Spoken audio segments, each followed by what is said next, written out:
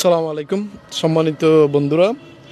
এই 2-3 দিন আগে কাকারা 4 নম্বর ওয়ার্ড আরও না কি নাম আছিল তসলিমা বেগম, যার বাড়ি গাড়ি কিছু নাই।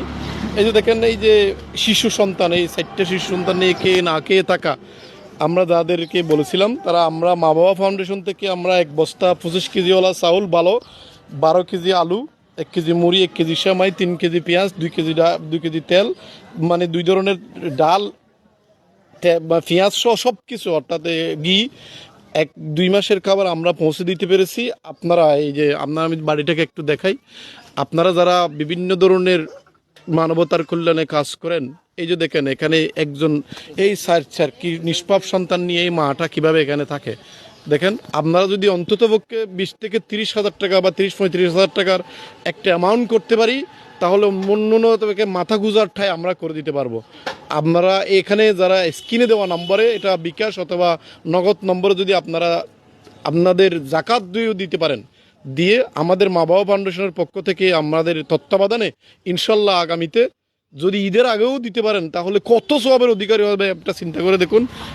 এখানে এই অনর্থ মোটামুটি কি সমস্যা এখন সমস্যা হইলে মানে গরলাই এই পঞ্চন মানে ফইতে বাদ কেন কি দিয়ে হাইয়ন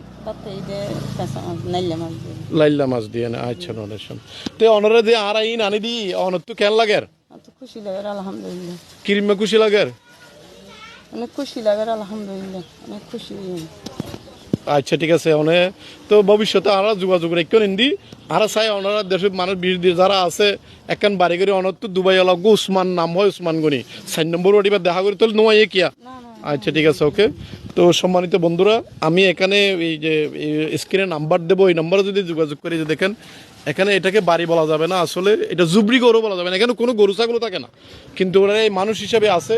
তো আমরা সমাজের মানুষ হিসাবে যদি একটু দায়িত্ববান হয়ে থাকি, ইনশাল্লাহ একটা 30-35 হাজার টাকা যদি আমরা একটা অ্যামাউন্ট করতে পারি, তাহলে একটা বাড়ি হয়ে যাবে।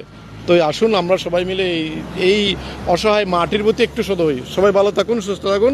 মা বাবা ফাউন্ডেশন, আসসালামু আলাইকুম।